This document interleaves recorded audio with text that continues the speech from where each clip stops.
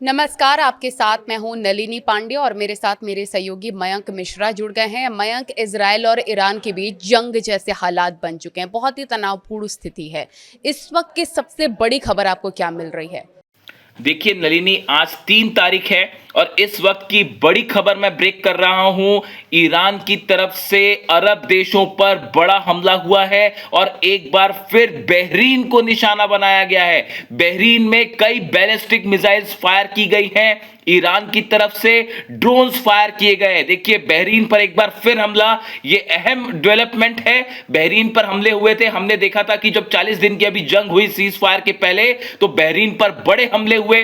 Bahrain में America की 5th fleet है, उसका हेडक्वार्टर तबाह कर दिया गया। ईरान ने अपने मिसाइल से बड़े हमले किए थे और अब एक बार फिर 3 जून, मैं आपको नए हमले बता रहा हूं। 3 जून की सुबह, अब से थोड़ी देर पहले ही ईरान की तरफ से बड़े हमले किए गए हैं। बैलिस्टिक मिसाइल और ड्रोन से बहरीन को निशाना बनाया गया है। बहरीन के आसमान में देखिए डिफेंस सिस्टम्स फायर किए गए और पूरा बहरीन का आसमान एक बार फिर जल उठा। इसके विजुअल्स जो है अब सोशल मीडिया में बाहर आने शुरू हो गए।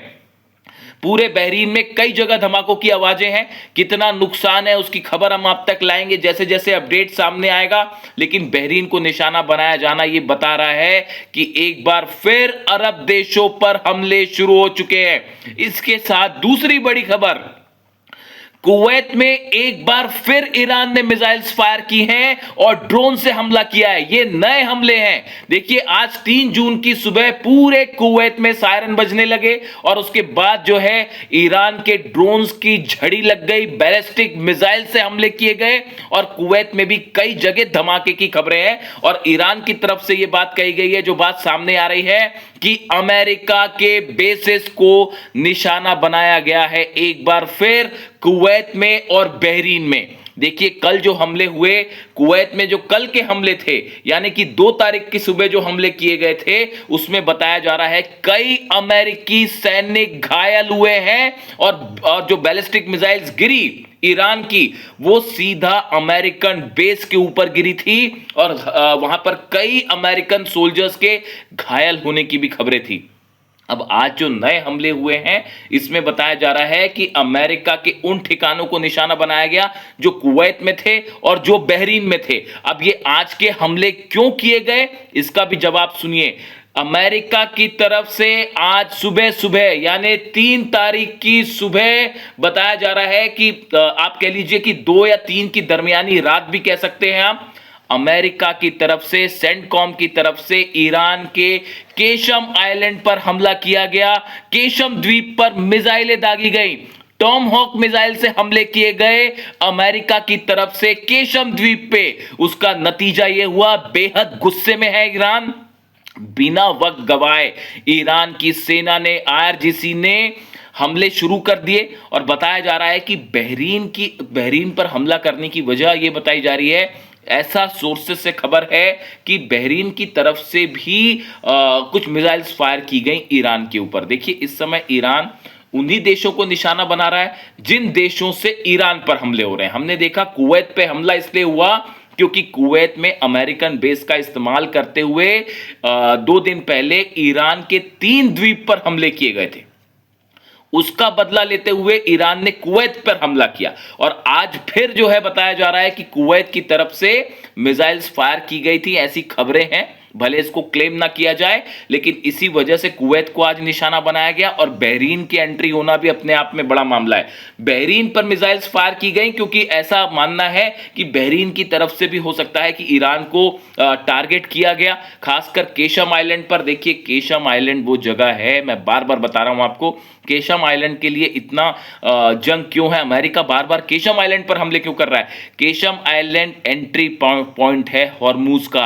अगर केशम आइलैंड पर कब्जा हो जाता है, जिसका कब्जा है उसका पूरे हॉर्मूज में कब्जा है। केशम आइलैंड के जरिए आप ये तय करते हैं कि हॉर्मूज से कौन से जहाज एंटर करेंगे और कौन से जहाज बाहर निकलेंगे। और ईरान का सबसे बड़ा गढ़ है, होल्ड है केशम आइलैंड। यहां पर मिसाइल्स तैनात हैं, यहाँ पर ड्रोन्स तैनात हैं, यहाँ पे बड़ी संख्या में आईआरजीसी के सैनिक हैं, आईआरजीसी के यहाँ पर जहाज हैं जो पूरे हॉर्मूज को कंट्रोल करते हैं। यहाँ से ही ये तय होता है कि कौन से देश का जहाज हॉर्मुज से निकलेगा या नहीं निकलेगा। यही वजह है कि बार बार अमेरिका की तरफ से निशाना बनाया जा रहा है केशम आइलैंड को, जो ये संदेह खड़े करता है कि क्या धोखे से अमेरिका ग्राउंड ऑपरेशन करना चाहता है ईरान में, क्या धोखे से अमेरिकन सैनिक जो है वो केशम आइलैंड पर उतरना चाहते हैं और यहां पर कार्रवाई करना चाहते हैं। देखिए, इसकी जो सेंटकॉम की तरफ से बयान आया है, अमेरिका का सेना का वो मुख्यालय, वो यूनिट जो कि ईरान में ऑपरेशन देखती है, सेंटकॉम की तरफ से बयान आया है कि हमने सेल्फ डिफेंस में ये हमले किए, इस तरह के बयान आए हैं। लेकिन सब समझ रहे हैं, इस समय तमाम एक्सपर्ट्स की ये राय है कि जिस तरह से सर्विलांस हो रहा है ईरान का, लगातार जासूसी ड्रोन अंदर घुस रहे हैं, लगातार आइलैंड्स पर हमले हो रहे हैं, क्या ये किसी बड़े ग्राउंड ऑपरेशन के पहले की तैयारी है?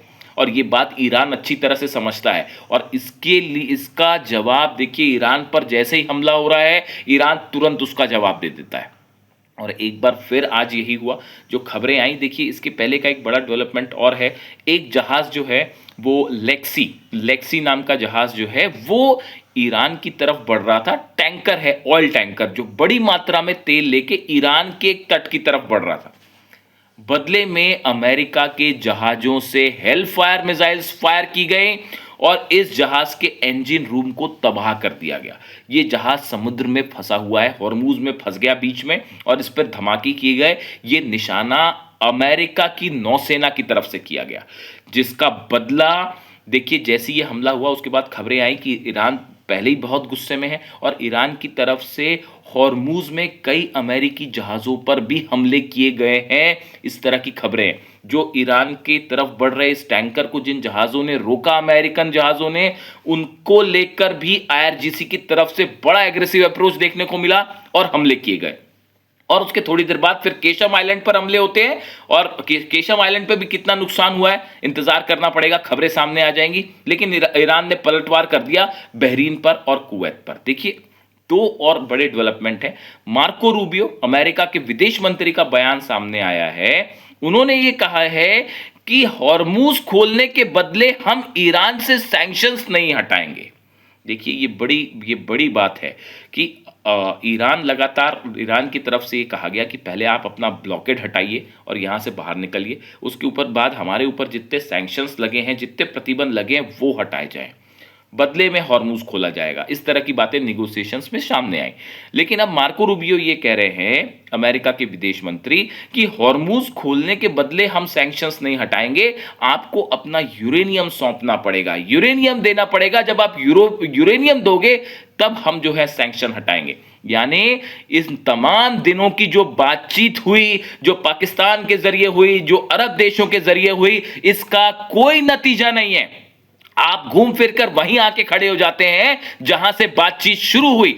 इसीलिए मैं आपको बार बार कहता हूं कि ईरान और अमेरिका के बीच बातचीत का कोई नतीजा नहीं होगा। इसीलिए अली खामेनेई साहब बार बार इस बात को कहते थे कि अमेरिका के साथ बातचीत का कोई नतीजा नहीं होगा। अली खामेनेई साहब, देखिए उनका फ्यूनरल होने वाला है जल्दी ही ईरान में, और 3 दिन का फ्यूनरल होगा। उनको दफन किया जाएगा, सुपुर्द खाक किया जाएगा ईरान में। और पूरे ईरान की जनता में एक तो अपने सुप्रीम लीडर का जिस तरह से असैसिनेशन हुआ, उससे भयंकर गुस्सा है ईरान में। देखिए जो तस्वीरें आ रही हैं, कितने दिन हो चुके हैं, आप देखिए जंग को ही कितने दिन हो चुके हैं, उसके बाद भी हर रात तेहरान में लाखों लोग जमा होते हैं और अली खामेनेई साहब के लिए दुआएं करते हैं, उनके लिए नारे लगते हैं, उनके नाम के नारे लगते हैं।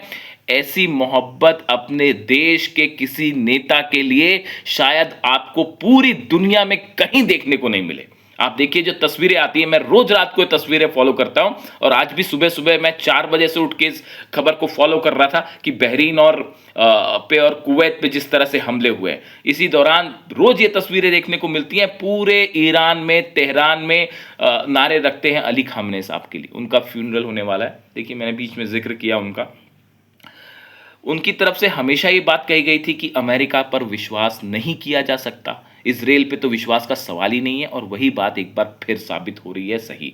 और दूसरी तरफ देखिए जो खबरें हैं कि इजराइल में जो है इजराइल को भी लगातार हिजबुल्लाह की तरफ से हमले हो रहे हैं। पूरे इजराइल में कई जगह जो है वो सायरन बज रहे हैं। इस तरह की खबरें इजराइल से आ रही। तो इस वक्त का जो बड़ा अपडेट नलिनी वो यही है कि बहरीन और कुवैत पे बड़े हमले हुए हैं ईरान की तरफ से। आपको क्या लगता है कि ट्रंप और नेतन्याहू के बीच जो बहस की खबरें हैं वो सिर्फ और सिर्फ पब्लिसिटी स्टंट है? देखिए नलिनी, जो सवाल आपने पूछा कि डोनाल्ड ट्रंप और नेतन्याहू के बीच लड़ाई हो गई, आप एक बात बताइए मेरे को। इस बात कल तमाम दुनिया में भर में खबरें थी, अखबारों में, न्यूज साइट्स में कि ट्रंप और नेतन्याहू आपस में भिड़ गए। देखिए ये खबरें, इस तरह की जो खबरें आती हैं, ये एक प्रोपोगेंडा ज़्यादा होता है, पब्लिसिटी स्टंट होता है। आप ये बताइए कि अमेरिका के राष्ट्रपति की इजराइल के प्रधानमंत्री से बात होती है तो ये बात लीक कैसे हो सकती है, ये बात मीडिया में सामने कैसे आ सकती है? देखिए तमाम एक्सपर्ट्स का ये मानना है और मैं व्यक्तिगत रूप से इस बात को मानता हूं, डोनाल्ड ट्रंप और नेतन्याहू का रुख एक ही है।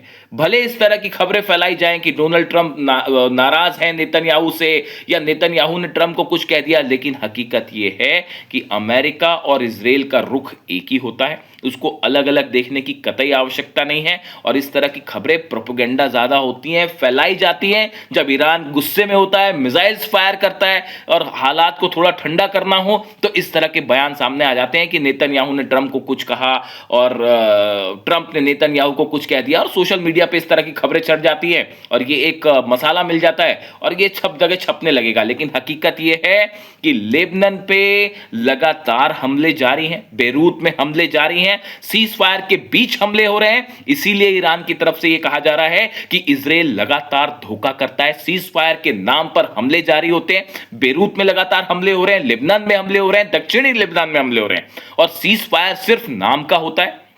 सीज फायर की आड़ में लगातार हमले जारी होते हैं, इजराइल की तरफ से हमले किए जाते हैं। इसीलिए ईरान की तरफ से वार्निंग आई है कि अगर हमले नहीं रुके तो उत्तरी इजराइल को तबाह कर दिया जाएगा। देखिए हालात ये हैं कि पूरे इजराइल में जबरदस्त पैनिक है, डर का माहौल है कि कहीं ईरान फिर से मिसाइलें फायर ना कर दे, कहीं ईरान की जो बैलिस्टिक मिसाइल है फतह, खुर्रमशहर, सेजेल, जो हमने देखा 40 दिन के दौरान जिस तरह से इजराइल जला, कहीं फिर से वैसा ना हो जाए। इसको लेकर कल तो हालात ये थे कि कई स्कूल्स बंद कर दिए गए, कई पब्लिक ट्रांसपोर्ट्स जो है उनको रोक दिया गया था क्योंकि ये माना जा रहा था कि बीती रात ही ईरान हमला कर सकता है। इस तरह के पैनिक थे इजराइल में। तो फिलहाल देखिए हालात ये है, बेहद तनावपूर्ण है। एक तरफ अरब देशों पर हमले शुरू हो चुके हैं, अमेरिका मिसाइल फायर कर रहा है, दूसरी तरफ ईरान ने जबरदस्त पलटवार किया है। ये सब मामला उसी तरह आगे बढ़ रहा है जिस तरफ जंग शुरू हुई थी।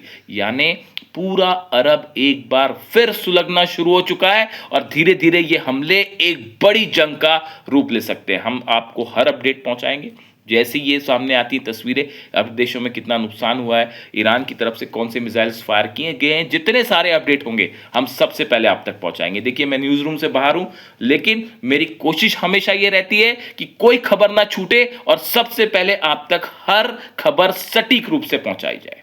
Thank you so much.